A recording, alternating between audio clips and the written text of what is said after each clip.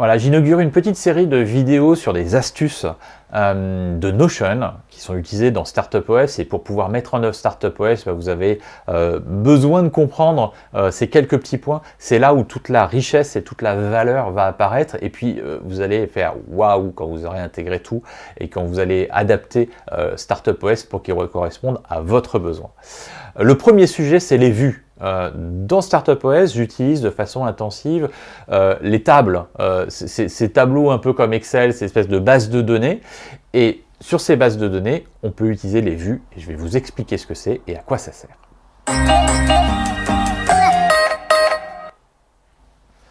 Les vues, c'est mettre en place un affichage différent, mais en utilisant les mêmes données. On a un petit peu la même chose dans Excel avec les filtres, les choses comme ça, mais ça va vraiment beaucoup plus loin.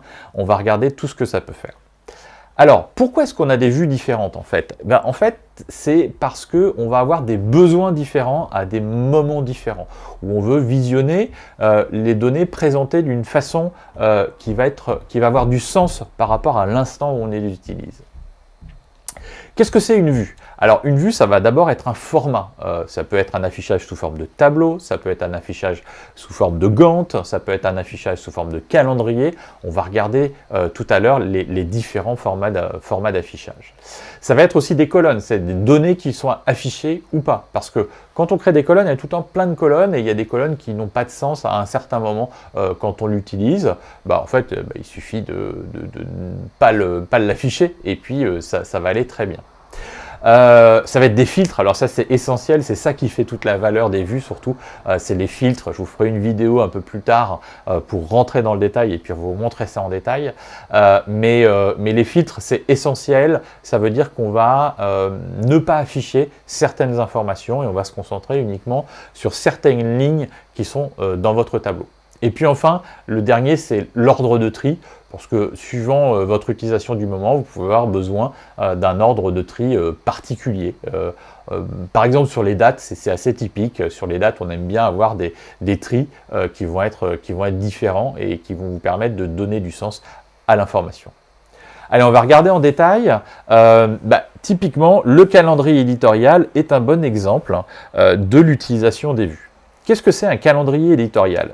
D'ailleurs, ça va d'abord être un calendrier, donc dans lequel on va avoir l'ensemble des publications qu'on a prévues. Par exemple, le 14, aujourd'hui, j'avais prévu une vidéo qui devait s'appeler Test avec une typo dedans, mais voilà, je suis justement en train de tourner les vidéos, donc j'ai respecté mon calendrier.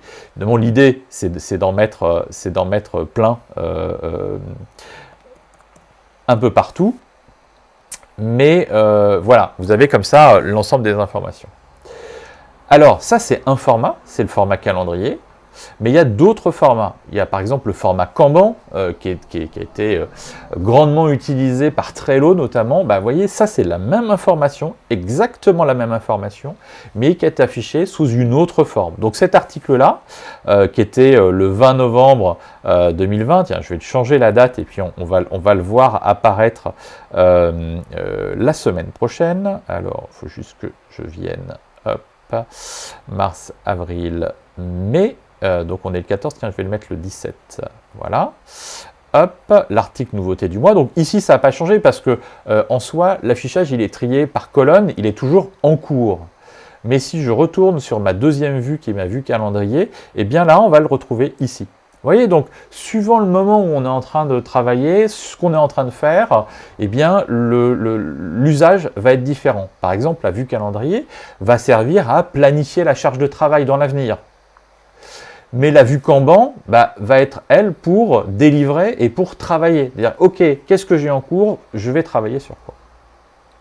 Là, il y a une troisième vue qui est proposée dans StartupOS, c'est la vue des publiés. Donc là, c'est tout ce qu'on a fait sur le passé. Alors, en l'occurrence, là, le filtre, il est mal positionné, mais c'est ça l'idée. Alors, donc, vous voyez, ici, on a les formats. Et quand on va ajouter une vue, vous avez ici l'ensemble des autres formats qui sont disponibles. Donc, la table, c'est le format, entre guillemets, à la Excel. Le board, donc ça c'est façon Trello. La timeline, donc ça c'est un Gantt, c'est vraiment pour les gens qui font de la gestion de projet.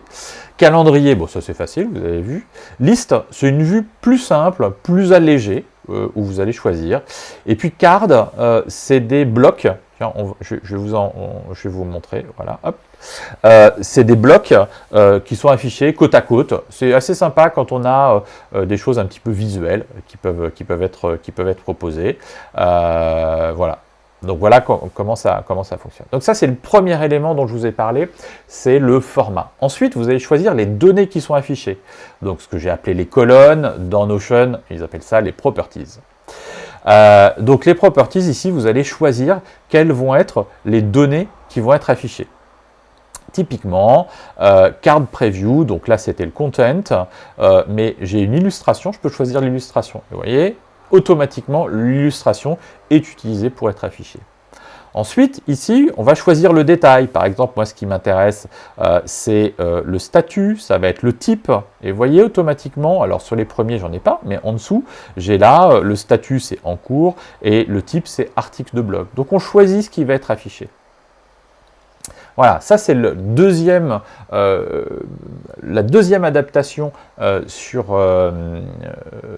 les vues, c'est les données que l'on va afficher dans la vue. Alors évidemment, quand on va cliquer dessus, ici, on va tout le temps avoir la même chose. Ici, la vue ne s'applique pas, vous avez tout le temps accès à la même information quand vous cliquez sur la carte. Mais là, c'est l'accès, le filtre qui est différent. Ensuite, vous allez les filtrer. Imaginons, je ne veux que les articles de blog. Donc je vais ajouter un filtre et je veux type, voilà, uniquement article de blog. Voilà, donc j'ai mes articles de blog, en l'occurrence j'en ai qu'un, donc j'ai un article de blog qui est affiché. Et puis après, alors là c'est simple, c'est le quatrième axe sur les vues, c'est le tri. Bon là le tri ça n'a pas tellement de sens, mais en général on aime bien utiliser les dates et on choisit les dates. Donc là, j'avais ma Gallery View.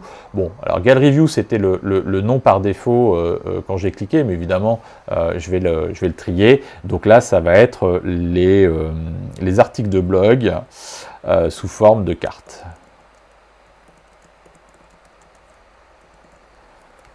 Voilà, ma vue maintenant, elle est enregistrée. Et quand je reviendrai dessus, ça sera toujours ce que j'ai fait. Aussi bien en termes de visualisation que de filtre, que de tri ou que de propriétés affichées, que des colonnes, les colonnes affichées. Donc voilà l'idée globale des vues, c'est super pratique, vraiment super pratique. Par exemple, quand on a plusieurs personnes à travailler dessus, on peut avoir une vue par personne. Je pense aux commerciaux, par exemple, quand ils travaillent sur les leads, chacun a sa petite vue à ses données. Vous avez vu dans le cadre du travail sur le calendrier éditorial, il y a des moments différents. Il y a un moment où on va faire de la planification, dans ce cas-là, la vue calendrier est top. Il y a un moment où on va produire, donc la vue Kanban avec les étapes, c'est vraiment un outil de production, le Kanban, hein, le mode Trello, entre guillemets. Ça sort de l'industrie, alors c'est vraiment de la prod. Et puis le publier, ça peut être pour avoir un recul sur ce qu'on a fait dans le passé. Voilà donc l'idée de l'utilisation des vues dans Startup OS et que vous allez aussi pouvoir mettre en place et personnaliser suivant vos besoins.